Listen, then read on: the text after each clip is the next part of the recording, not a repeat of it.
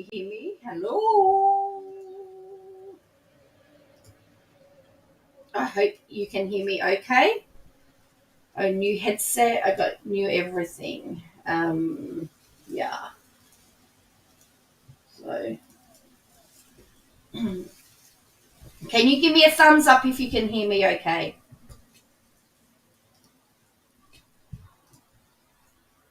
Hello.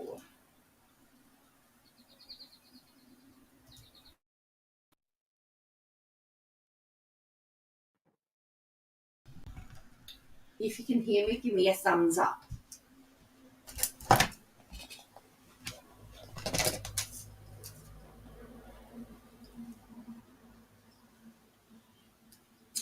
I've just realised why my mic's not working properly.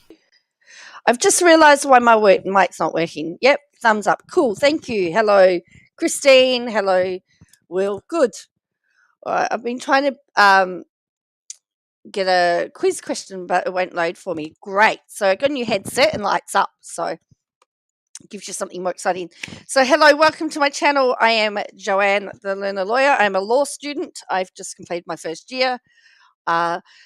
It's way better now. Good, thank you. Yeah, it's got a control on here which allows me to mute my mic, and it was muted. Anyway, just a couple of things. I haven't looked at these documents. I haven't seen the documents.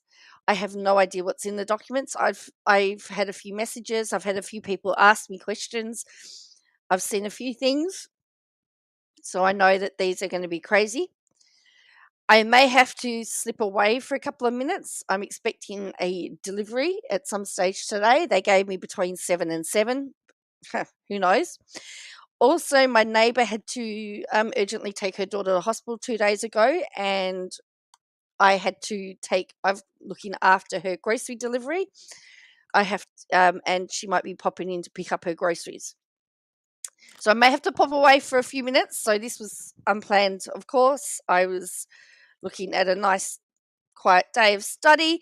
But anyway, this looks like, from what I'm hearing, going to be a very crazy, bumpy ride.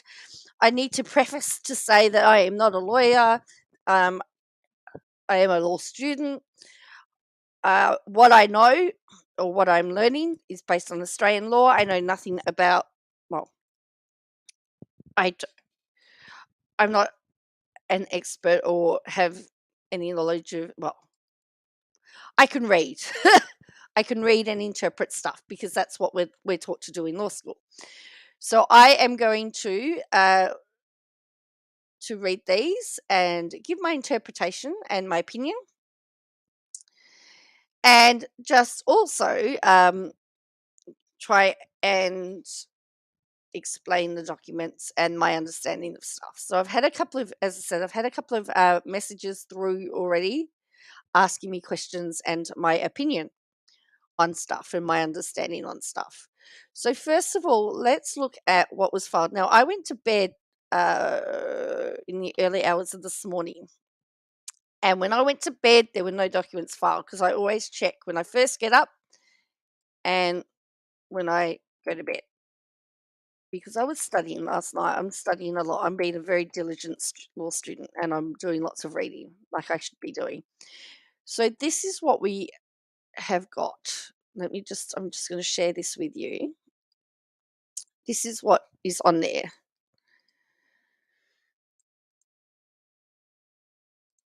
Hey, I even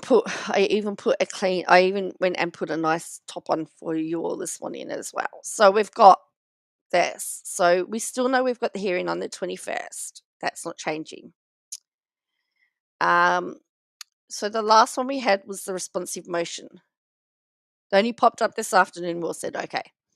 So remember that Katie Joy proposed a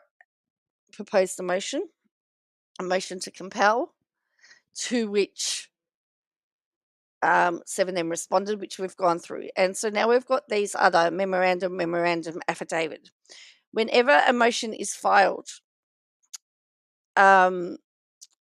the party that files the motion gets to respond to the response. So gets to reply to the reply. Okay. So 7M still gets to still gets to respond. So we're going to start with this one. So this is the reply memorandum in support of the motion to compel. So you've had Katie Joy or Graham Cracker, or whoever the new lawyer is, filed the motion to compel. 7M responded to this. So now they get the right to respond to 7M. And so this is their reply to that. And I can already see by the very first line, we're scraping the bottom of the barrel. One of the things that we are taught, one of the things that is drilled into us, first time, for every time we start a new unit, we are reminded time and time again that we are not to get emotional in this case. We are actually the voice of reason. Our clients are emotional. They get very emotional over things, particularly when we're getting into personal injury and negligence and injury, that they're emotional. It's us as the lawyer to take that emotion and channel it into a document of facts, because the court isn't interested in facts, in emotion. Sorry, the court isn't interested in emotion. They're interested in fact. And so we actually have to, in some ways, be emotionless in the handling of it. And this is drilled into its time and time and time and time again. When you go to the court and you're presenting your side, you can use emotion, but in your court documents, the court only wants to hear fact, fact, fact, fact, fact. This happened. This happened. This happened. This happened. It made the client feel this way, this way, this way, this way. It was negligent because of this, this, this. Because when lawyers then start becoming invested and emotionally invested, and there are cases where you are emotionally invested, right? Okay, there are going to be, but as far as we are able, we need to keep our emotion out of it. Remember, we're there as agents of the court. We are the person. We are agents of the court, representatives of the court. Why do you think judges often during hearings show no emotion? Because that's what they have to do. They're there to extract the fact. They don't want to be having to trawl through documents that are full of emotion, garbage. They don't want the garbage. They want the fact. And I saw a defamation case recently online where the judge actually told off. This is in Australia. Told off a barrister for their antics of trying to be emotional, and reminded them that they're there to represent the court. They're the agent of the court. So they are the mouthpiece from the client to the judge. And so I've already seen from this very first document, this very first slide, I've gone, oh, we're going there. I know that there is a little bit of bias against Graham Cracker. However, I haven't really been impressed. Is he the one that writes it, or is it the other one? Oh, Jennifer Moore. I'm still not really that impressed. And I'm still not quite convinced that this has not been written by Katie Joy, or that she does not have some major input into it, because just the way it's written.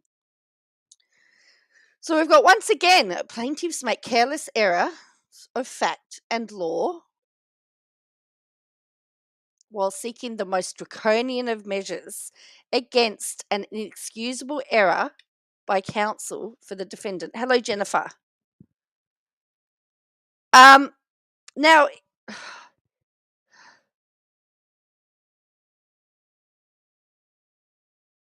the most draconian measures against an excusable error for counsel of the defendant.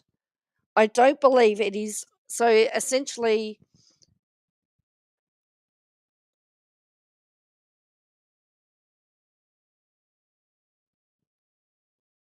so he's still going to use his children and the death of his in-laws, his in-law. Her hybris is astounding, huh? Yes, hubris. Sorry, hubris. Ah! Yeah, it's really interesting. Yeah, when we have our discussions, our um tutorials and stuff. We often just speak in common language.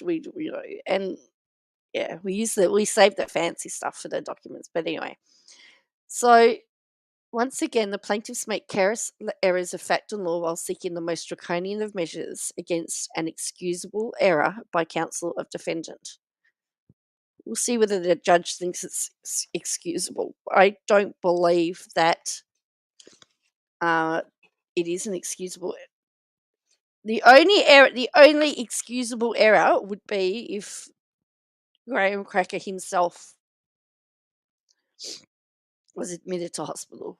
That would be, in my opinion, the only excusable error, and no one could access his computer. But anyway, here plaintiffs have a one filed an untimely response to defendant's motion to compel. 2, made no substantive arguments explaining why they should not be required to respond to timely served discovery. And 3, misrepresented the record with respects to counsel's communications regarding discovery. If we cast our mind back, if you remember rightly, they wanted to delay discovery until the motion to dismiss was actually ruled upon. And their argument was that there had been no answer. So, anyway.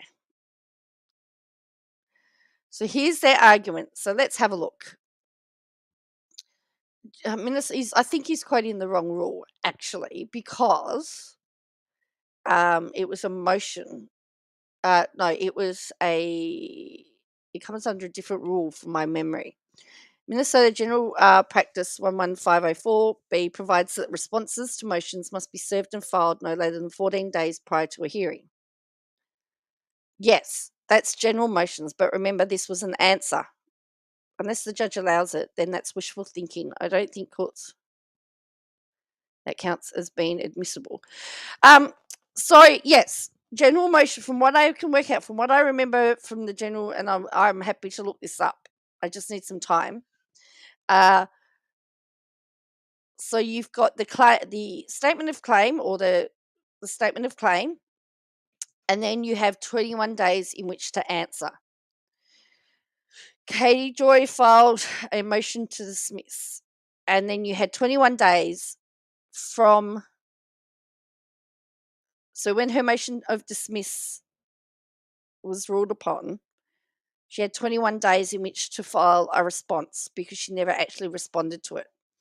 Any motion that is granted for a hearing, so he's only quoted B, it comes in 14 days. So he's right. So, for example, 7M only had to answer within 14 days of the hearing, okay, of their motions.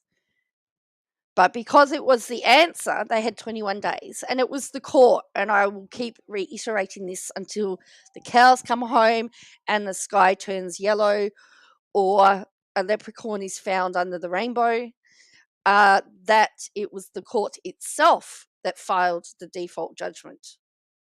The court, because they missed the 21 days.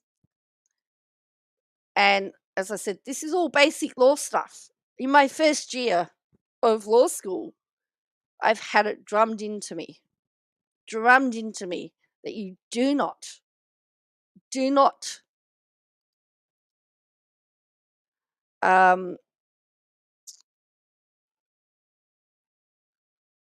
you do not miss a court deadline. Sounds to me like grandma's assumption that the judge is going to grant in their favour in each round here. Maybe but maybe that's I'm interpreting. Yeah, Graham. Oh no, Graham, grandma. Sam and then being 2 days late in the bit. Well, that's right, and it wasn't just the fact that they didn't file, like, they just didn't respond. And I don't know why, even when it was pointed out to them and don't forget the judge in the hearing for the motion to dismiss said, "You've not filed an answer." That would have alerted me, "Oh, we have to file an answer. Hello." Anyway, so let's go back.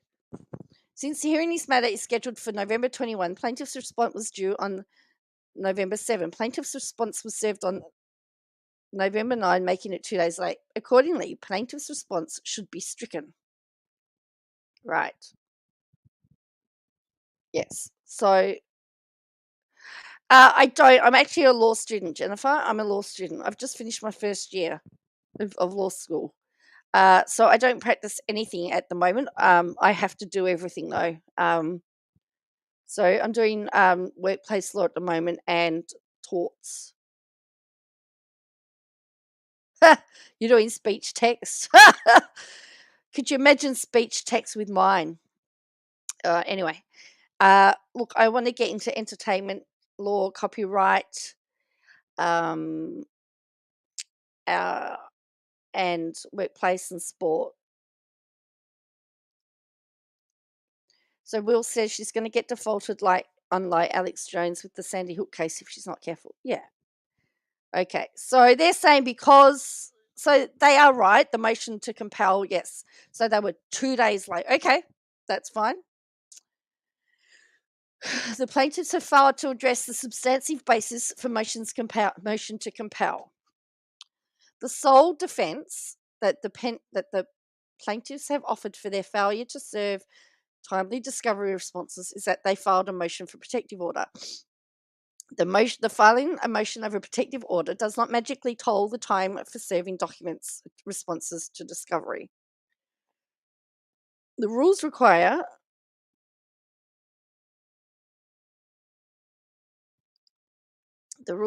plaintiffs to make timely responses to discovery and identify which requests were objected to on the basis of what the purported need for a protective order.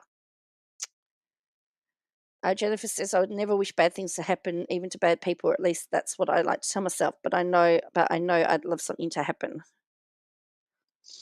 Christine says, "I wouldn't have spent all that money on a BMW until this case is over." What am I leaning towards? Do you think when you finish? Yeah, so it's a slightly different here in Australia. You actually have to apply to the Supreme Court to be admitted as a lawyer here, and you actually have to declare all the little skeletons in your closet. Every traffic fine that you've had in your life, every traffic ticket, they want to know that you are an honourable citizen. That's the first step, and you actually have to file. So, and what they also tell you is that if you did something 20 years ago and you're honest with it, and you're no longer like that person, that you're likely to be admitted. But if you don't tell them of something and they find out about it, it could be held against you and stop you from being admitted. So they essentially do extensive background checks with you. To become a barrister, you then have to I think you've got to then pass the bar. But to be a practicing lawyer in an office to advise, you don't do a lot of court-facing work as a general run-of-the-mill lawyer. You other than the really easy traffic type stuff in the magistrates court, but to get the really good stuff, you got to be a barrister, and to really, to be a public prosecutor and all that sort of stuff. They're usually barristers, and they have to then sit another lot of exams. So, and COVID changed a lot of that as well. So maybe some would say it's a little bit easier, but I think having to go through the skeletons in your closet is quite confronting anyway. Most of the defendants, most, the word is here, most, were non-controversial, seeking information that simply cannot be the subject of a protective order. So that they're admitting that there are some, by using the word most, they're not saying all of their requests. They're saying most of their requests were non-controversial. I mean, I could argue that, but if they had said all of their discovery requests were non-controversial, but the fact they've said most implies that there is stuff that is controversial and does need a protective order. But let's see what they say. Sometimes, yeah, you have to look at the wording. For example, now we're using the word some, of the discovery requests seek information related to court records or property records. Some discovery requests merely ask the plaintiffs to identify witnesses or others who may have knowledge about the matters raised by this lawsuit. This discovery cannot necessitate a protective order.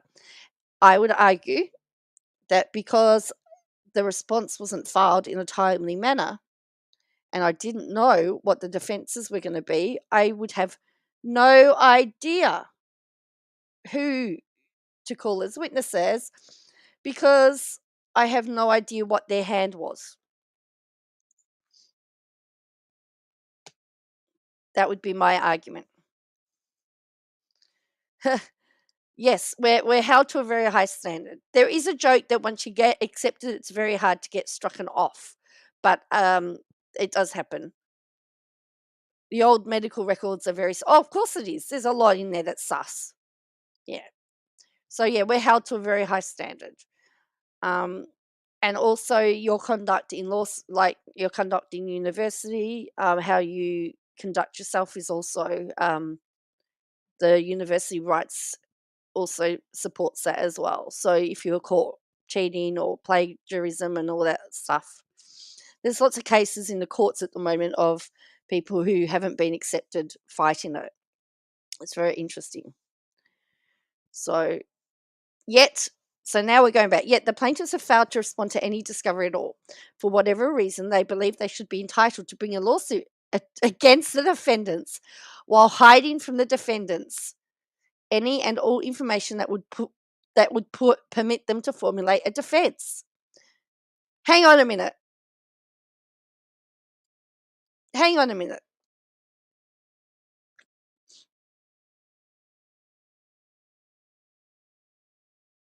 Hang on a minute. Now are they saying that they can't? Is their excuse now? Are they going to use the excuse that because they didn't do discovery, they couldn't file a proper defense? Have a look at this wording. I'll just look. I'll make it bigger for you.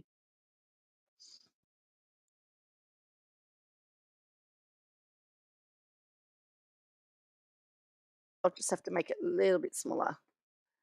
So have a look at this. Okay, look at this line. For whatever reason, they believe they should be entitled to bring a lawsuit against the defendants while hiding from defendants any and all information that would permit them to formulate a defense, right?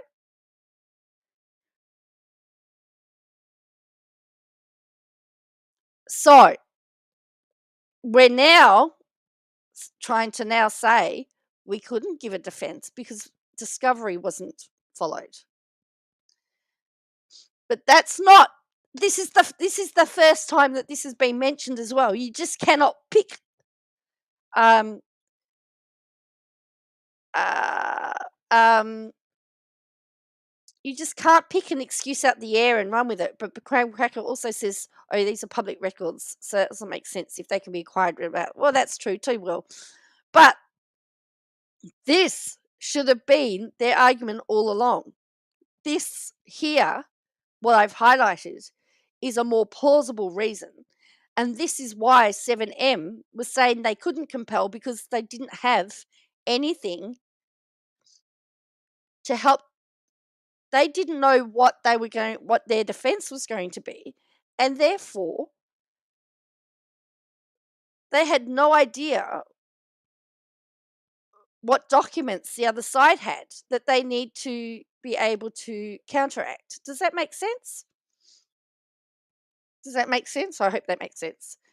So now they've just pulled out from their butt this new excuse, which, you know what? This is a plausible reason. This is accepted in the court, by the way.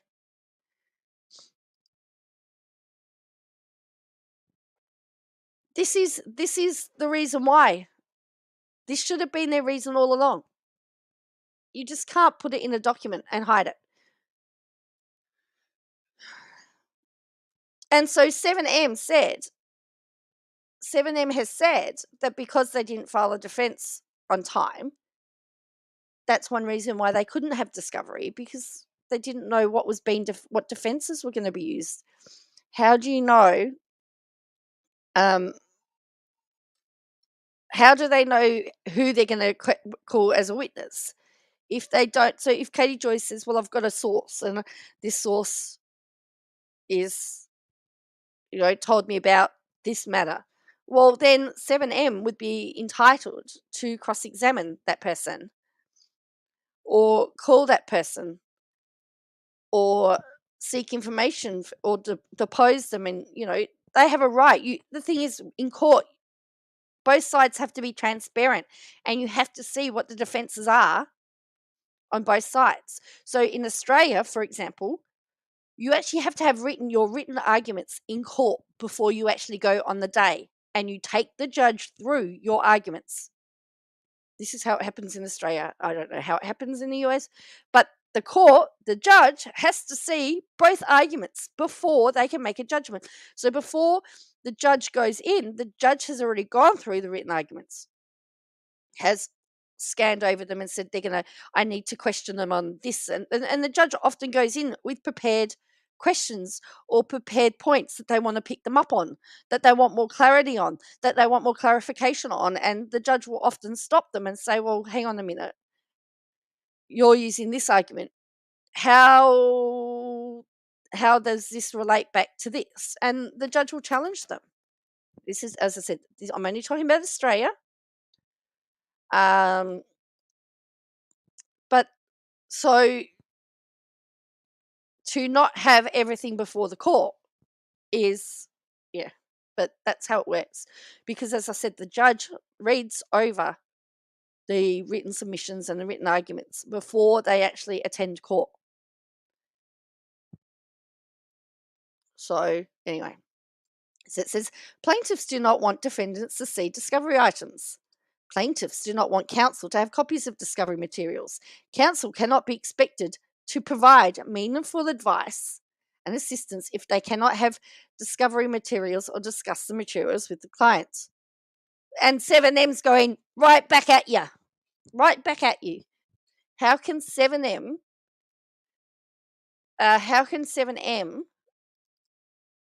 provide meaningful advice and assistance if they don't know what discovery materials KJ has? Anyway, let's just do that, all right? And this could be defendants do not want to see plaintiffs to see discovery materials too. Let's just go back. Hello, Nikki. How are you? What are we in? We're 30 minutes in. I'm only on page 2. All right. We're going to have to, I keep ranting. I know. Okay. So point 3, and I'm really sorry for those that just wanted a read of the documents, but I want to also point out things that are standard in courts and tell you how things are done in Australia. As I said, I don't know how different they are, but as I said, in Australia, you can't just pull out things at the last minute. It all has to be in the court. It's very similar. Australian courts are very similar to the UK courts because we've come from the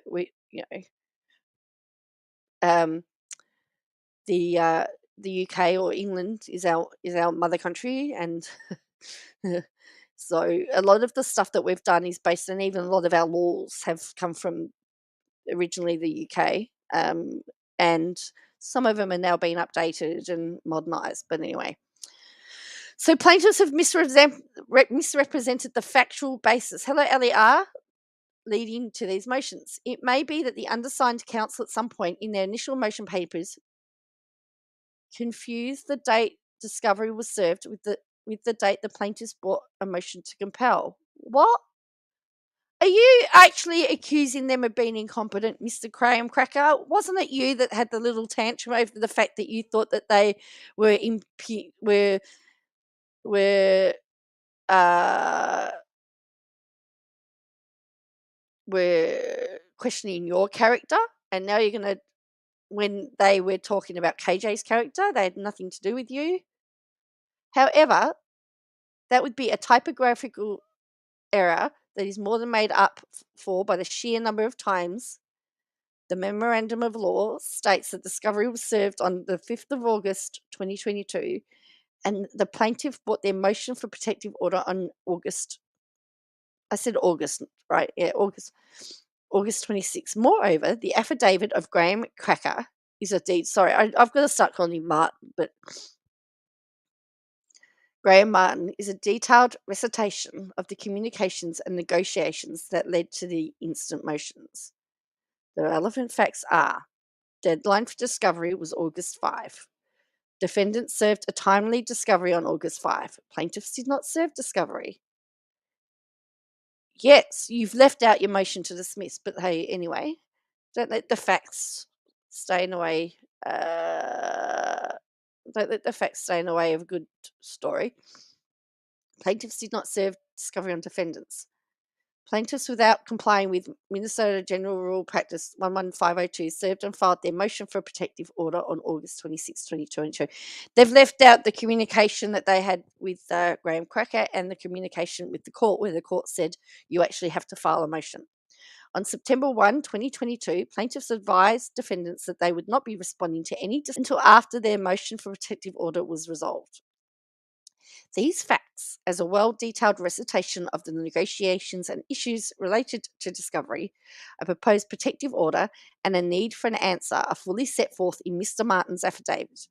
However, the above timeline shows that the motion for protective order, motion for default judgment, motion for temporary injunction, and motions for an amended scheduling order was simply window dressing for the fact the plaintiffs missed their deadline to serve discovery. The timeline also shows the plaintiffs do not intend to engage in due process. They're simply using this lawsuit as a means to bully Miss Paulson in foregoing her First Amendment right to report and comment upon plaintiffs. Wowzers. Right. For the above stated, the plaintiff's response to, for the above reasons stated above, plaintiff's response to defendants'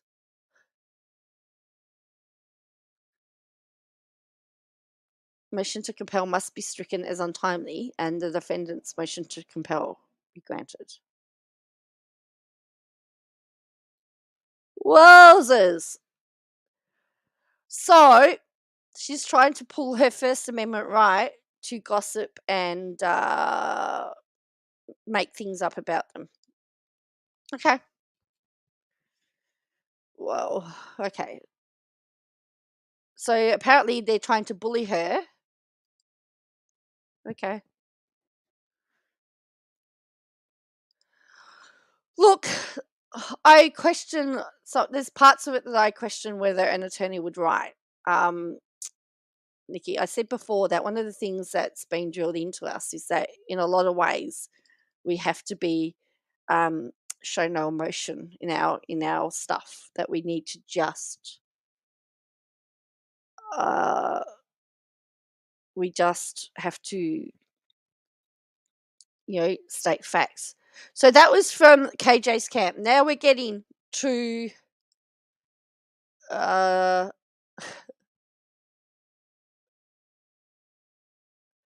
remember they filed the plaintiff's motions scheduled. So this is so of the motions that were that 7M put forward, KJ has responded. So in the last motion, the motion to compel, KJ had the right to respond. In this one, 7M's had the right to respond. So whoever files the motion gets to have the last say, I guess is the easiest way to put it. She was still she was still attempting to use the dream that doesn't exist in the recent yes, the last one of the last filings too. So not only has she put 7M's, they've also put a affidavit with this, and we'll go through that affidavit. I believe there's some really cool stuff in there too. So I'd also like to say this is the first time I'm reading any of it. I haven't read any of it. So let's have a look. Now, KJ stated it's cheaper. Yeah, but if I was presented, I've had lawyers, I've worked for somebody that like to write their own document, and the lawyer says I can't put my name to this.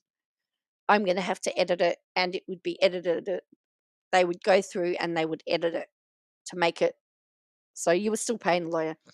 Now, have a look how this one opens compared to the other one. The other one says, when I closed it, that was silly, wasn't it? Defendants in this case have both failed to serve a timely answer in this lawsuit and support its rationale for failure to serve a timely answer. Did you see how that differs? Oh, why did I close it? Let me see if I can reopen it again. I apologize. I got a bit carried away. I think I was just a bit surprised at the bias, at how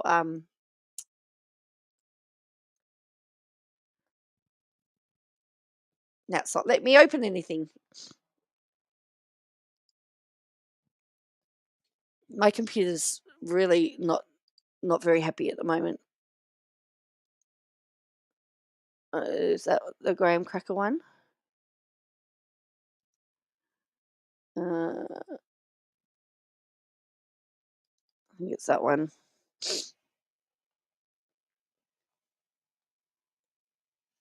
No, it wasn't that one. It's the other one. So let's just compare. Let's compare the pair. All right. Sorry for that. Let's compare the pair. Let's look at the opening line. This one says, once again, plaintiffs make careless errors of fact and law while seeking the most draconian of measures against an excusable error by counsel of defendant.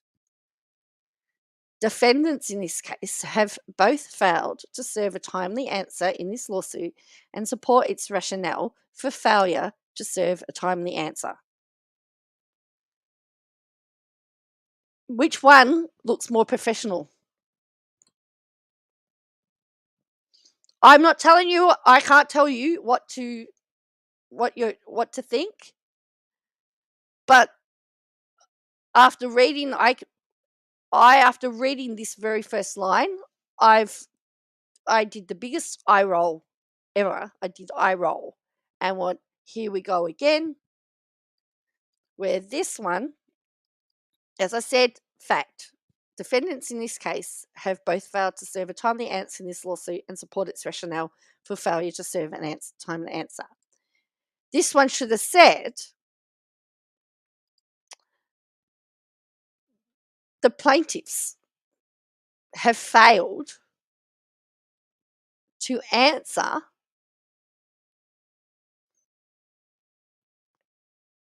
but to say they make careless errors. Because here and don't forget, you're both representing the court. Hello, Terry C. You're both representing the court. So when you actually pull the low blow for a lawyer, you're actually pulling the low blow to the court. I'm just saying. I'm not telling you what to think. We've just finished the first. We've just finished the KJ filed document. That took me about 40 minutes to do. So, and I've just gone on to another tangent and rant. So I apologize. So, as I said, it's drilled into us that it's supposed to be fact, fact proof, and take a lot of the motive out of it. Take a lot of the emotion out of it. Defendants in this case have both failed to serve a timely answer in this lawsuit and support its rationale for failure to serve a timely answer. Although it is the plaintiff's contention that defendants are in default and do not have a reasonable defence to this lawsuit, should the court allow this lawsuit to continue, plaintiffs respectfully request their previous discovery motions be granted. Defendants have failed to provide reason for their failure to serve a timely answer to this lawsuit. Defendants first claim they have a reasonable defence on merits of the case. Defendants' support for their reasonable defence is that the plaintiffs have refused to engage in discovery. Defendants have failed to provide case law which supports its contention that a plaintiff's failure to provide discovery can defeat a motion for default based on defendants' failure to timely answer a lawsuit. Defendants go on to state that independent media organisations have verified that Ms. Paulson's allegations are true. Defendants' conclusory allegation does not support a reasonable defence on the merits of the case. Gee whiz, they've got in hard, haven't they? So they've taken each of what they've said as defence and they've just blown it. So they're saying there's no case law to say that missing discovery beats a default judgment. Their argument that independent media organisations have verified her allegations, well, that doesn't support a reasonable. Well, where's the case law to show that anyway? Defendants have failed to provide facts or law which support their contention that they have a reasonable defence to this lawsuit on its merits. Next, defendants claim they have a reasonable excuse for not answering the lawsuit timely. Defendants' reasonable excuses are: 1, they don't know the Minnesota oh no! They don't know the Minnesota Rules of Civil Procedure. They did say that. They said they didn't know that they had to do it. Wow, they've got in hard, haven't they? They don't know the rules of civil procedure. That's their first reason. 2, due to Attorney Martin's family emergency, the answer signed by Miss Hendrick was not filed. Yes, it wasn't even signed by him. It was signed by her. And plaintiffs did not give them a heads up that they would be filing a motion for default judgment a month after the answer deadline passed. Remember how I said state facts?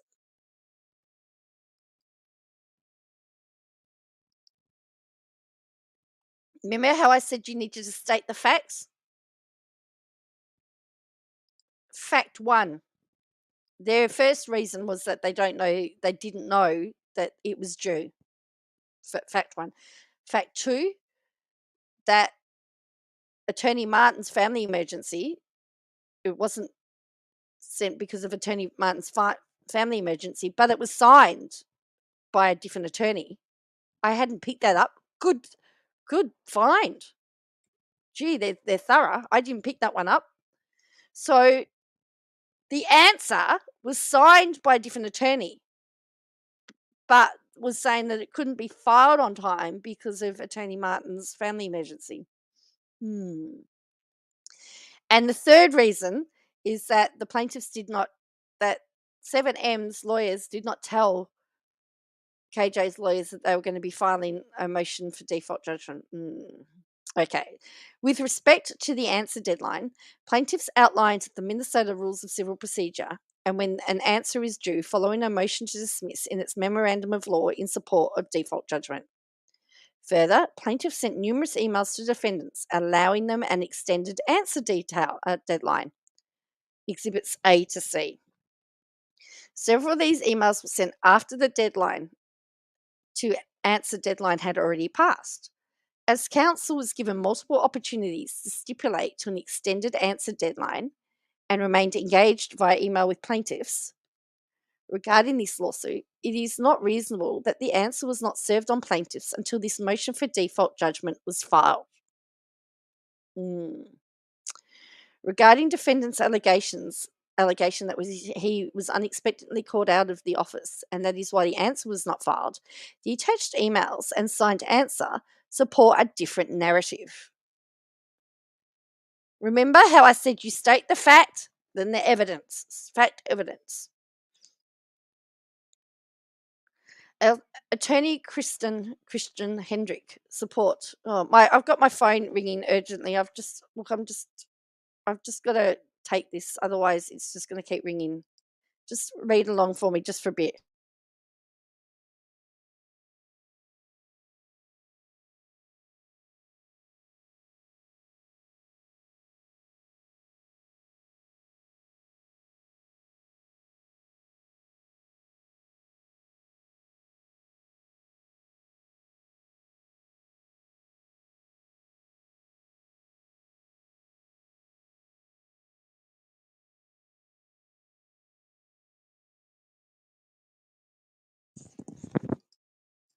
Okay, sorry, they stopped. Okay, so they're saying that the evidence filed supports a different narrative. It says attorney Kristen Hendrick, Kristen, supposedly signed the answer on September 2, 2022, not attorney Martin. See defendant's answer. Further, from September 2 through to September 9, 2022, Mr. Martin and attorney Stavik exchanged several emails regarding discovery. Pursuant to the correspondence exchanged and the signing of the answer, it does not seem likely that defendant's failure to answer this lawsuit is due to the unfortunate family emergency of Mr. Martin. So they're saying there that he, during his family emergency time, was able to respond to emails. And if he can respond to emails, he could have easily have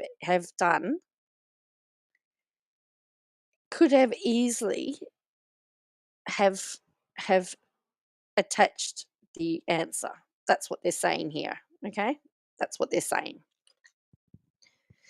Plaintiffs have and continue to suffer prejudice as a result of this late answer.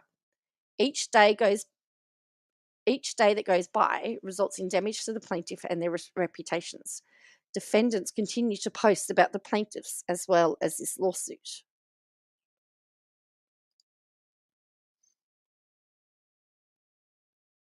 And that is true. Fact. That is a fact. Defendants continue to post about the plaintiffs as well as this lawsuit. The plaintiffs have acted in good faith throughout this lawsuit to attempt to stop defendants from destroying their business, their reputations, their personal relationships. And defendants have failed to properly answer this lawsuit. As defendants' time to answer this lawsuit has passed, and they already have not shown a reasonable excuse for this failure or a reasonable defence to the lawsuit on merits, the court must grant plaintiffs' motion for default judgment against defendants. In the alternative, plaintiffs filed 3 discovery-related motions prior to defendants' failure to answer this lawsuit. If the court finds default improper at this time, the following are the plaintiff's reply memoranda in support of its discovery motions. All right, so what they've said is, okay, if you aren't going to give us the default judgment, we still want these sanctions in place for discovery. So this is what this is in the alternative, all right? They've applied 3 discovery motions. So if the court says, okay, we're not going to give you the default judgment, we're going to allow this to continue, they're saying, okay, then we want the following. So they want their temporary injunction. Okay, defendants have failed to support their argument that the Dalberg factors do not weigh in support of injunctive release. First, defendants argue that the First Amendment completely prohibits any injunctive relief involving free speech. The protections of the First Amendment are not limitless. Certain types of speech have traditionally been excluded from the First Amendment. In re-welfare of AJB, there are several delineated exceptions to First Amendment protection, such as obscene speech, fraud, speech integral to criminal conduct, and defamation. See United States versus Alvarez. These categories are well defined and narrowly limited classes of speech that fall outside of First Amendment protection. Chaplinsky versus New Hampshire. Defendants next make the argument that as the defendants are in the business of producing celebrity news, they should not be subject to current defamation laws. This allegation is completely unsupported by Minnesota law. Next, defendants analysed the Dalberg factors and failed to support their contention that plaintiffs are not entitled to injunctive relief. A temporary injunction may be granted if, by affidavit, deposition, testimony, or oral testimony in court, it appears that sufficient grounds exist. That's Minnesota Civic Procedure Rules 6502. The proponent of a temporary injunction must show that the injunction is necessary to avoid irreparable harm. Medtronic Inc. versus Advanced Biotics Corp. Irreparable harm exists when a party has no adequate legal remedy, usually because its injuries could not be fully compensated through an award of money damages. Miller versus Foley. The irreparable harm must be established by verified affidavits or pleadings. Marshall County versus Engelstad. And they're using Minnesota rules here. Once irreparable harm is shown, a court must conduct a Dalberg analysis to determine if injunctive relief is appropriate. The Dalberg factors include the parties' relationship, the harm suffered to the plaintiff if his request is denied compared to the harm suffered by the defendant if the injunctive relief is granted, the likelihood of success on merits, public policy, the administrative burdens of enforcing the order, see Dalberg Ford Inc. Sorry, I've just had a text from my neighbour. I explained it at the start that my neighbour had to take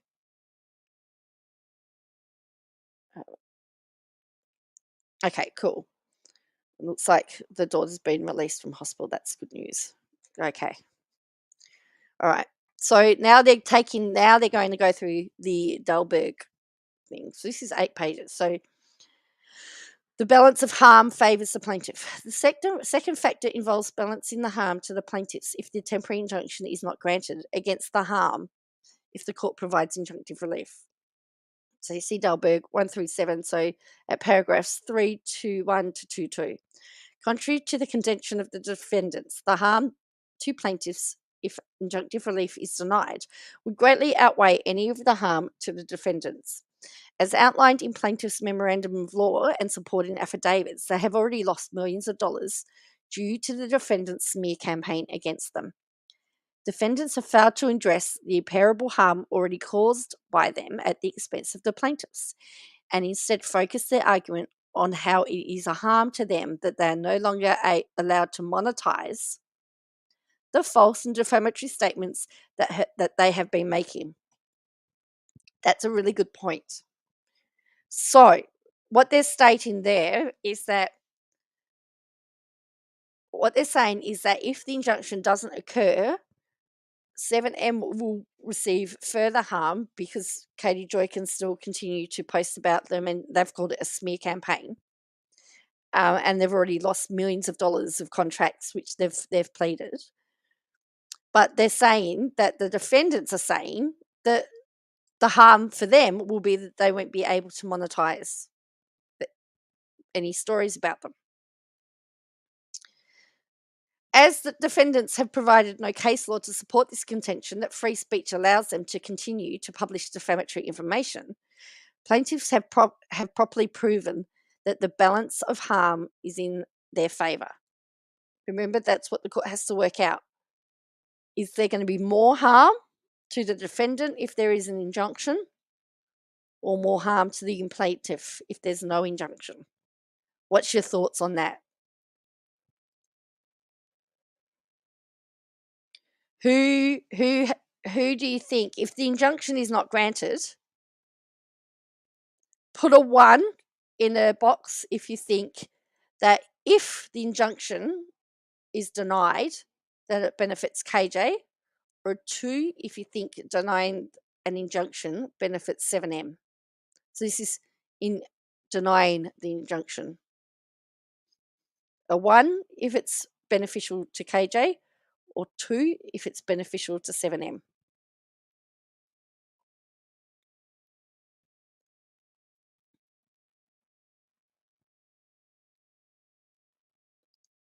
She's not losing, that's right, she's not losing subs, and there is definitely more harm to 7M. Correct. So well,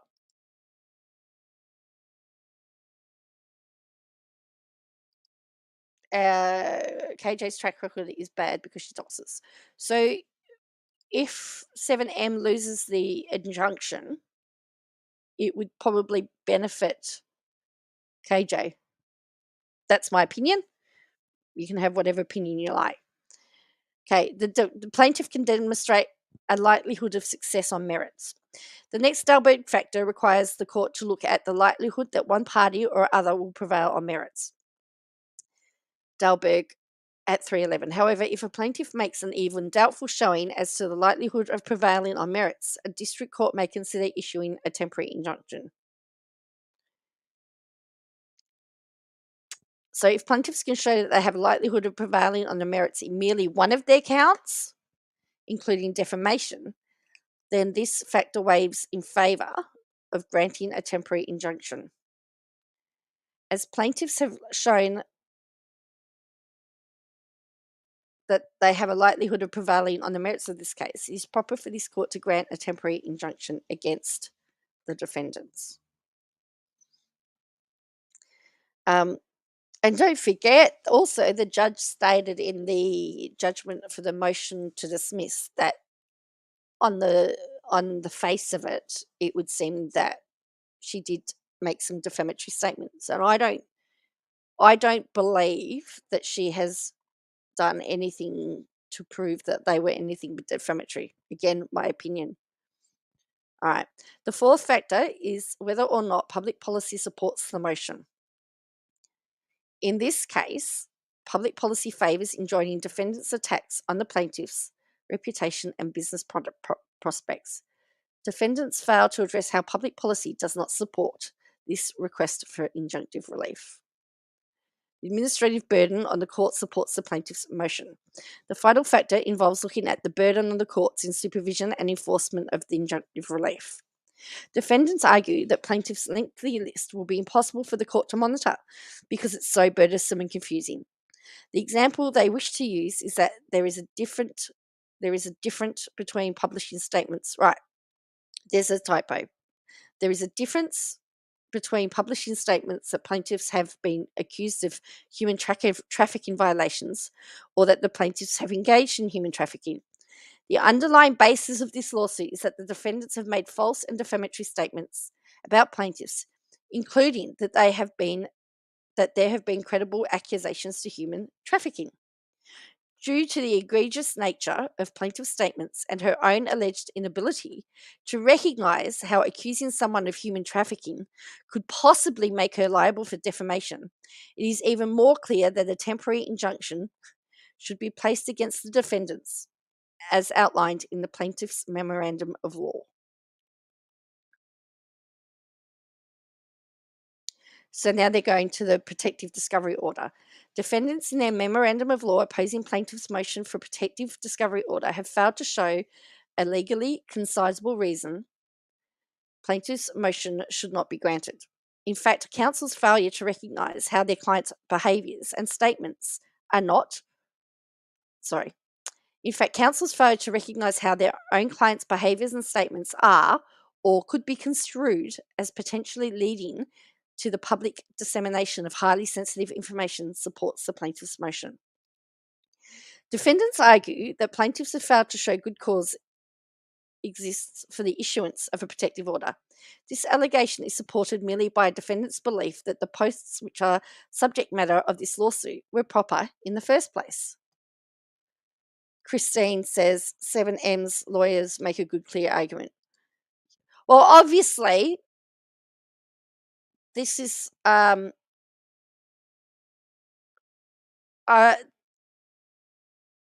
is, as I said, we were told to take emotion out. You just state the fact, the argument. We use for a lot of our writing, we have to use the IRAC. So we have to use the issue, the rules, application, and then summary. So you state the fact, you use the rules that support it, you apply it to your current case, and you make your conclusion, your summary. And that seems to be what's in most cases. So the defendants believe that the posts were proper in the first place. Plaintiffs have specifically alleged that defendants have previously disclosed documents which were private, sensitive, and in some cases subject to protective order. As outlined in plaintiff's memorandum, this dissemination of documents obtained during court proceedings and subsequent misstatements of fact and law about those documents are partially why plaintiffs are requesting a protective order in this matter. Defendants' only defences are defendants' posts indicate that they are public documents available on PASA, and the defendant's statement that discovery is about to get real should not be construed to mean that defendants plan to disseminate information and documents obtained through the discovery process. These statements are contrary to the facts. Defendants have constantly and meritoriously posted filings from this case, letters between counsel. They've also posted depositions from other cases and misconstrued what documents state, her Exhibit E. In addition to defendants' near constant posting of court documents and other things obtained through this lawsuit, she is also a purported weapon in an upcoming proposed documentary, Exhibit D. Due to the nature of this lawsuit, confidential information already disseminated by defendants' egregious lies about the plaintiffs' irreparable harm already bestowed upon plaintiffs, and defendants' involvement in the documentary about plaintiffs respectfully request that relief requested in their memorandum of law be granted. Defendants' amended scheduling order.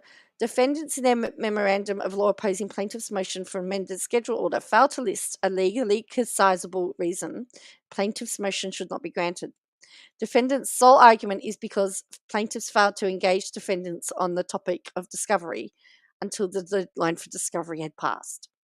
As outlined in plaintiff's memorandum of law in support of an amended scheduling order, the scheduling order stated, this order may be amended only at a scheduling conference requested by either party within 10 days of notice of this order. The plaintiffs attempted numerous times to contact the court to obtain a scheduling conference in compliance with the scheduling order for the 10 days following the issuance and through the discovery deadline. Plaintiffs also contacted defendants to meet and confer regarding a stipulation to the amended scheduling order. Will says there's such loaded language in documentary PowerPoint. KJ, wow. That could be her undoing, but we'll have a look. I believe it's good. So plaintiffs also contacted defendants to meet and confer regarding a stipulation to an amended scheduling order prior to filing this motion with the court, meeting its requirements under Minnesota General Practice 115. So they're saying that it said that the scheduling order, the scheduling order stated that it could be amended. As plaintiffs have attempted in good faith to follow the direction of the court and Minnesota law, it is respectfully requested that a scheduling conference be held to discuss timing of discovery, motion deadlines, mediation, and how long the parties will need for trial. Absence a scheduling conference and an opportunity for both parties to fully participate in discovery, plaintiffs request that the court issue an amended scheduling order requiring both parties to serve Rule 26 disclosures, allowing at minimum 90 days to complete discovery, and setting a trial for date after July 15, 2023. Plaintiffs also request that an order on this motion takes longer than 10 days to be issued by the court, that the above referenced time periods be considered as of the date the order is issued, not upon the date of hearing. Defendants have failed to timely answer this lawsuit, and therefore default judgment should be entered against the defendants and in favour of the plaintiffs. Alternatively, so they've just not said this. The plaintiffs request their motions for temporary injunctive relief, protective order, discovery protective discovery order and an amended scheduling order be granted. So they've said, so they've really gone two ways about it. They've said, if you're not going to give us the default judgment, then we would like you to consider this discovery motions. But ultimately, we would like, if they get default judgment, everything else goes away. So here is the second affidavit. So this is 38 pages long. So, all right. So Amber J. Stavik, I apologize if I've done her name wrong, attached Exhibit A, emails between counsel, Exhibit B, counsel, C, copies against counsel. D is a true and copy of a circulated PowerPoint for the documentary. E, true and copy of some of the defendant's social media posts regarding lawsuits. Now, I was asked about whether or not emails between lawyers can be shared. They can be, because usually lawyers, they write them for these purposes. As long as there's nothing disclosed. So, for example, if it was an email between lawyer and client, then privilege then could be argued that it's been waived. This says, so remember, this is the one that he put in there. I've not impugned your character or questioned your professional integrity. So that's about the protective order one. So this is Exhibit A. She says, I will not be sending discovery to your office, absence a ruling of the protective order. I do not trust that the information sent to your office will remain in your possession, especially given your refusal to stipulate a simple agreement that your client not post about my clients or share information obtained in discovery with third parties, given the egregious nature of the allegations your clients has made about mine and her involvement in an up-and-coming Netflix documentary about my clients. I think it's more than reasonable that all documents and discovery be contained. And so from that, he says, I've not impugned your character or questioned your professional integrity. I'd appreciate his professional integrity was never questioned. His client's professional integrity was questioned. Says, good afternoon. We are of the opinion that the proper time to ask us to stipulate to extending scheduling order deadlines or make a motion to do so was prior to the deadline expiring. We do not know why your office chose not to come to us directly. So this is September 8. We understand your clients think some of the information we requested is sensitive. That information is also directly relevant to the claims your clients have made in their suit. So it's necessary and needs to be disclosed regardless of the existence of a protective order. If any information needs to be included in any motion discoveries or other court filings, we'll comply with redaction responsibilities. However, the only way to get out of producing information and documents relevant to the claims and defences in this lawsuit is for your clients to dismiss the suit. If they wanted a protective order in place, blah, blah. Prior to deadline, it says, please provide complete responses. Okay. And then this is about, so we've seen some of these emails. These are just a rehash of emails that we've already seen, to be honest with you. This is the one that I am interested in, how there's two different fonts here. And I don't know whether it's my little suspicious mind going, but this is in one font and then this is another font. And I don't know whether it's because someone else has typed it. Okay, he's the managing attorney. All right, so that was, oh, yeah, that's A. So now we're up to B. He says, hi, Amber, my client remains disinterested in the proposed stipulations. We're already working on an answer and we'll have one filed next week. I didn't see a directive as to when the court expects it to be filed. So absent of a directive, we will just create and file it with deliberate speed. So here he's admitted that they need to file it hastily. And again, we've seen these ones. See here, it says, thanks, I will discuss settlement with my client and see what they are open to. As stated in my previous email, unless we can stipulate a protective order, we will be moving for one, and I plan on filing one this afternoon. I'm not sure how much your client wants to spend on an answer, but we will be open to an agreement to extend the answer deadline pending settlement. If we can stipulate to a discovery extension and simultaneously request the court for an amended stipulation. We are in receipt of the order, have reviewed it with our clients, and are considering the impact it has on the case. As your contention, I understand why you are seeking a stipulation to extend discovery, but I'm not sure that my client needs any depositions in this matter. We issued our timely discovery requests relevant to the issues to your client raised. We are awaiting timely responses to those requests. We do not need that deadline extended. If your clients would like to seek settlement instead at this juncture, I think that would be fruitful. I will discuss your request with my client and follow up with a final response on that front. But I think in the meantime, it would be best if we discussed methods of disposing of this case and saving everyone a lot of money. I'm not sure if you've received the order on the motion to dismiss yet, but I would recommend that we agree on a stipulated discovery plan, extending discovery deadlines, and extending an extended scheduling order. I anticipate that we need several depositions in this matter, and I wouldn't want to force everyone to rush to push this through. Thank you for getting in touch. A number of times since this case, you've asserted that we agreed that neither party would talk about the other publicly during the pendency of this case. But I've reviewed our email correspondence, and the only thing we agreed to do was not disclose online contact information of the parties or their attorneys. If you have a different written agreement than what I just described, will you please send a copy of it to me so I can review it and advise my client of it? I don't think such thing exists, although I'm unsure of the continued insistence that my client is violating it. I appreciate the reach out about the other matters and will discuss them with my client and get back to you in a timely manner. Can you see how they're written? It's all about my client, discuss.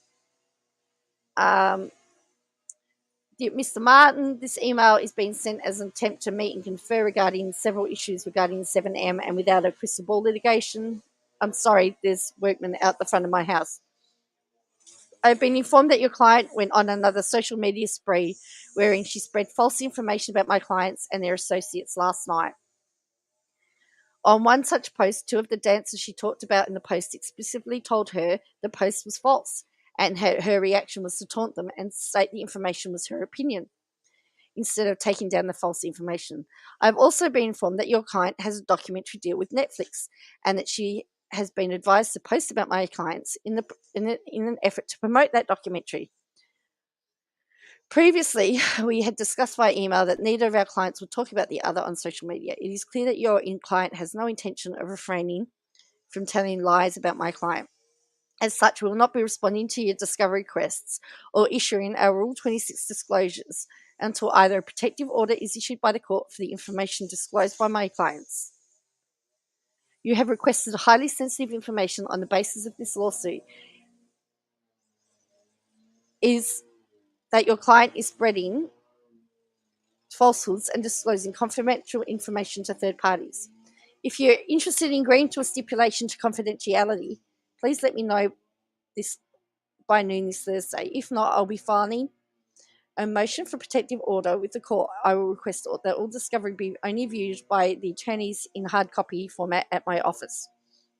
Additionally, I will be requesting the judge issue an order for an injunction against your client posting on social media or discussing this case, or my client's affiliates to any third party, including Netflix producers and others she may have contracted with, and request a motion to extend discovery. I've attempted to contact the court several times a week from the date the scheduling order was issued until I filed correspondence to get a motion hearing from the court for a motion to modify the scheduling order. I never received a response back from the court. Pursuant to the court's correspondence to both of our letters, I'll be filing a motion to amend the scheduling order as well. If you'd like to stipulate to either of these items and have a judge sign them off, please let me know by noon Thursday. Finally, you have not filed your Rule 26 disclosures, and we have not discussed the discovery plan. I think they'd be beneficial to both our clients if we can come to an agreement regarding discovery instead of fighting each other by filing motions and requesting discovery conferences with the judge, who I'm assuming has a backlogged calendar from COVID.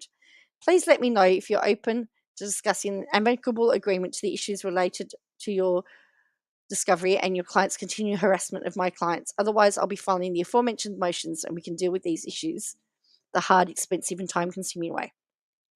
So that was her, and his response was, thanks for getting in touch. He's not once addressed about the fact that his client was posting. She's yeah. What are your thoughts on this correspondence between the two lawyers? So this one is so let's go. I did file and serve via UPS amended summons and complaint. It'd be easiest just to use the e-file system since we filed the case Tuesday. Couple of housekeeping notes. I did send a letter to your client about this. I was told she deleted a significant number of social media posts after being served with the lawsuit. I'd just like to remind her that she must preserve evidence and any destruction of evidence will be taken seriously and reported to the court. Additionally, I was told she temporarily posted my client's in-house counsel's phone number on her Instagram story yesterday, and she posted something with the name of a realtor selling a house near Mr. Shin's on another post. I would appreciate if you could relay to your client to abstain from posting information on her page relating to personal contact information of my clients and their affiliates. I'll follow a motion for temporary injunction if necessary, but I think it would be better use of both our clients' resources to litigate the merits on the merits of this case instead. So to that he said, received, I will communicate with her about those items. Presumably you've had the same conversations with your clients regarding online information. I note that they have changed the contents of their website very recently to re-characterize what they do. I hope they too are preserving. Talk about deflection. I hope they too are preserving any relevant evidence related to the allegations of the parties. Thanks for the amended complaint. I'll look over it and make sure you get an answer in a timely fashion. April 26th sounds right, given the amendment. Please let me know if you need anything else from me. In the meantime, I'll be in touch if anything happens. He actually had a date. So she's gone to him and she's already mentioned about the injunction. Like, hello. I've been retained by the defense in the possession of the complaint. While I review and work on the defendant's answer, please direct all future correspondence to me. Okay, so, all right. Oh, here is the PowerPoint presentation. Selling Souls, an active investigation, the cult of 7M Films.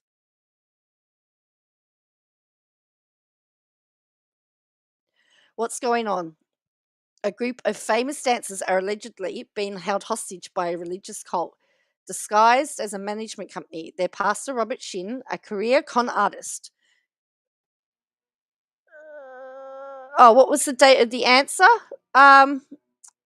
What she's showing is that they had been in contact right throughout, I think, because the date of the answer changed because they filed a motion to dismiss. So they had 21 days from the date of the judgment of the motion to dismiss.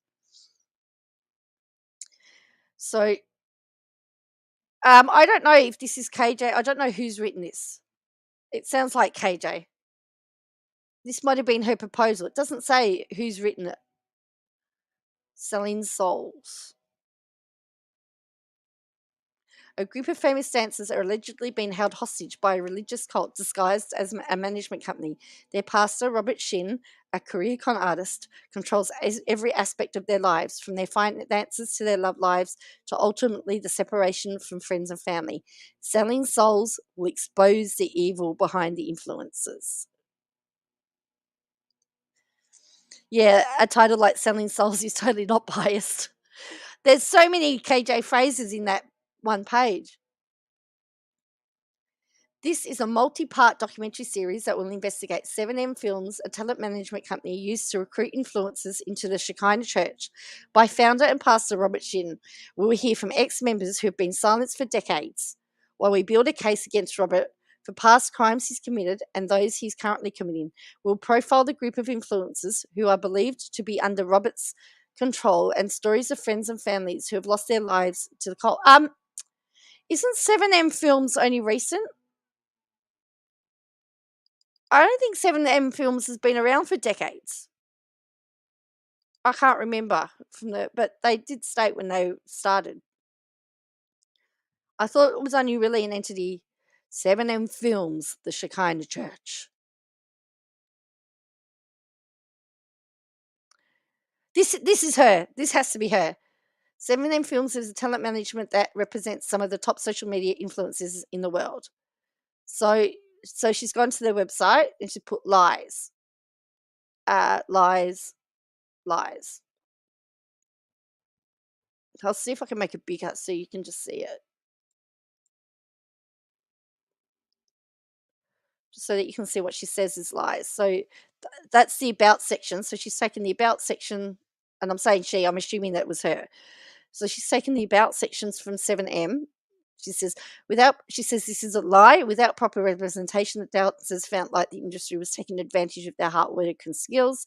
The dancers knew that Isaiah's father, Dr. Robert Shin, was a respected businessman and asked if he could help with their business affairs so they could focus on the creative side of their work. She's saying that's a lie.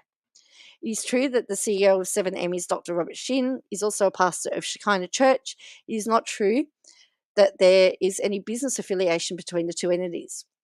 The Shekinah Church and 7M are run and operated separate and apart from each other. It is quite common for a person of faith to own and operate one or many secular not-for-profit businesses.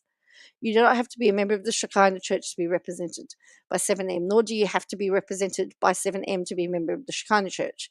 Any claims to the contrary are wrong. Now, she's saying that's a lie. We'll prove it.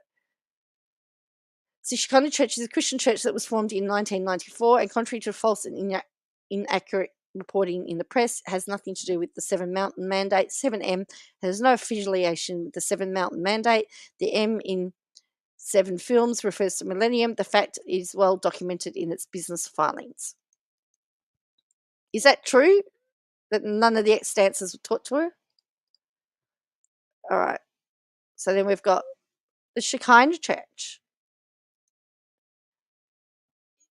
International was born with the calling to save 1 billion souls, raising up leaders for the body of Christ and supporting the gospel with all means. 7M is based on the Seven Mountain Mandate, a belief movement. I thought they said it wasn't. And is followed by 25% of the world's Christians, a staggering growth from 6% in the 80s. The followers of the Seven Mountain Mandate claim their job is to overtake education, religion, business, government, entertainment, family, and media, sanitizing them all of witchcraft or demons. The Shekinah Church mission is to save 1 million souls. Hang on, isn't that contradictory? Raise up leaders and share the Father's love, build his sanctuary and support the gospel with means that includes firmly committing their lives to sow time, effort, money, and prayer. And money is underlined.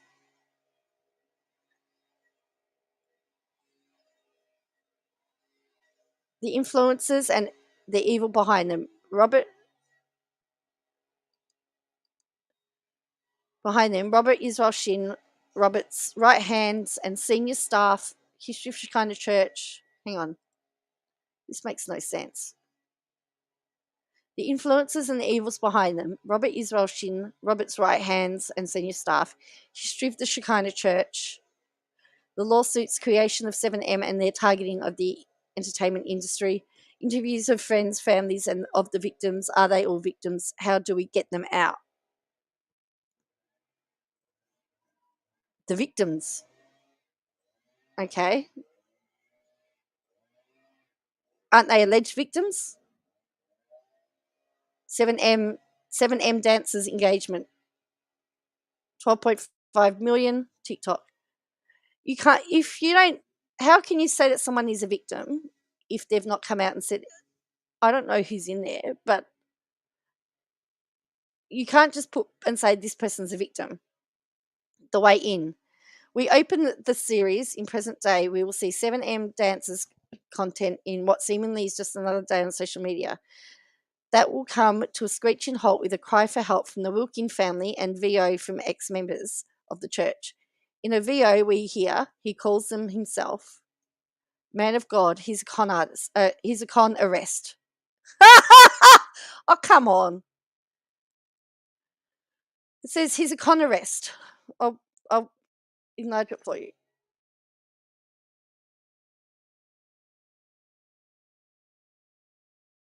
In a VO, we hear, I'll highlight for you. I can't highlight. In a VO, we hear he calls himself man of God. He's a con arrest. It was his version of solidarity. It's supposed. Oh, sorry. It's his version of solitary. Solidary. It's not how you spell solid. It's not how you spell solitary, is it? I don't know. Arrest. It was his version of solitary confinement. It was the first time I was essayed. I escaped in the middle of the night. He's evil, pure evil. We then flash back to beginning. Through interviews from ex-members, families and friends, church footage, files and recordings, we will learn about the beginning of the Shekinah Church, these escalation of evil and crimes committed by Robert and his staff. These events from the past will be intertwined with what we're seeing in the present day, from the dancers sharing with viewers the severity of this situation. This, however, will not be a one-sided story. It will give the church management, dancers, senior staff, and Robert himself the opportunity to share their side, ultimately allowing the audience to track the story and follow it in real time. How can you say it won't be one-sided when you've already titled it the way you have? And this sacrificing time away from our family to make our lives better is a painful process, but it'll be worth it. Sometimes you have to, when you're in a career, sacrifice time away from family. Robert Shin and some senior staff, I'm sure. Robert Shin's registered businesses and lawsuits. He's been sued for fraud before. Oh, yeah, it's all the stuff she spewed on social media. All his lawsuits. Apparently, he's been sued for fraud before. Wow. So, because you've done something in the past, our weapons. Okay. Oh! Oh! Our weapons. Katie Joy. They've got Melanie Kelly and Dean Wilking. Katie Joy, without a crystal ball. Tim Milgram and the Dance Company. Melanie Lee Goldman, ex-member survivor. Lee Parra, Daniel Joseph's sister and ex-church member. Jamie Kim, church historian of 25 years. Angela Derrick, James B. Dash's ex/current wife. Why does it say current wife and many more? Because isn't Amanda Derrick his wife? I mean, we don't have biasness there either. You've got family members that have been ostracized by their daughter. You've got an ex-wife. Then you've got the team. Jessica Avedito, Tim Milgram, and Brianna Frappart. I would suspect that there will be depositions from them too. So, is this part of D or is this still? Oh, yes. Okay. Now, remember they said, one of the things they said was that they were putting in correspondence here. And here they have it here. We have filed a letter and our answer to Robert Shin's attorney and the court today. The court never gave us a deadline to file. We've been in correspondence with Shin through his attorney since the beginning. We request their motions or will seek sanctions. Additionally, we'll respond to their motions following a motion to compel discovery and will seek attorney fees for their abuse of the legal system. Thank you. All Katie Joy is doing here is proving that. Oh, yeah, Exhibit E. I see everyone is talking about my lawsuit with 7M. 7M have not compiled with our discovery requests. We have filed a motion to compel discovery in an effort to get out of compliance with our discovery demands. They are now trying to claim we missed deadlines. We did not. They missed deadline for discovery and have been avoiding all attempts to send over legally required discovery to us. In an attempt to avoid discovery demands, they are now seeking a default judgment. We missed no deadlines, period. Well, you did, because your lawyer even admitted it. This is a desperate and amateur move in an attempt to not legally comply with discovery requests of the case. They have not been granted an extension for deadlines, injunction, nor sent any discovery to us, despite missing deadlines. Without discovery from my company, they know they cannot litigate this case. They have been trying every possible method to not comply with discovery demands. We requested they file a motion to dismiss due to their own failure to comply. We have engaged with them the whole time. Last week, a report was released by The Sun indicating an ongoing IRS investigation against Robert Shin and his church. The Sun reported the investigation was looking into tax evasion. Our discovery is seeking his tax records as part of litigation. So here's my question. Where she's saying it's to do with tax records, is she trying to say that she's trying to get the stuff for their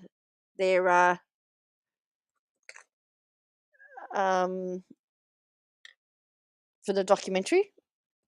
Or is she trying to get the records for The Sun? That is my question. All right. So Robert Sheen admits to extramarital affair providing housing to church members and claims some members have been physically abused by other members in an attempt to combat domestic forces. Robert Sheen denies he's a leader of a sex trafficking ring in a lawsuit filed against 2 former members and 3 bloggers. In these excerpts of the lawsuit, Sheen admits to having an extramarital affair with a member he began mentoring at the age of 24 and was part of the church on and off for nearly 2 decades. He alleges that one of the offenders physically abused his son, Conrad, due to demonic cards and behaviours. Sheen alleges that one of the defendants sent daily journal confessions to him. Sheen alleges the same defendant falsely represented to Shekinah church members that he was a target of an FBI investigation, which led to another member and their family leaving Shekinah. Sheen denies that he's a leader of a sex trafficking ring and claims that the defendants, and she's put a full stop there, the defendants of this lawsuit and have not responded to the lawsuit at this time. So, Robert Shin suing former members and bloggers. Robert Shin, and again, here's another post. The lawsuit filed in LA County. So he has, here's the thing. She was saying that she's the only one being sued. She's not. The lawsuit filed in LA County Court on October 28, 2022 follows the remaining dancers removing 7M from their bios last week. In the suit, Robert and Hannah Shin allege a variety of misdeeds done by the defendants to destroy their businesses and reputation. Under factual allegations, the lawsuit alleges that Robert Shin and defenders Alicia Lee engaged in a consensual sexual affair from 2020 to 2022. Hello? Yes. Okay. Sorry, I just had a delivery come. Hang on, just give me a minute. I apologise.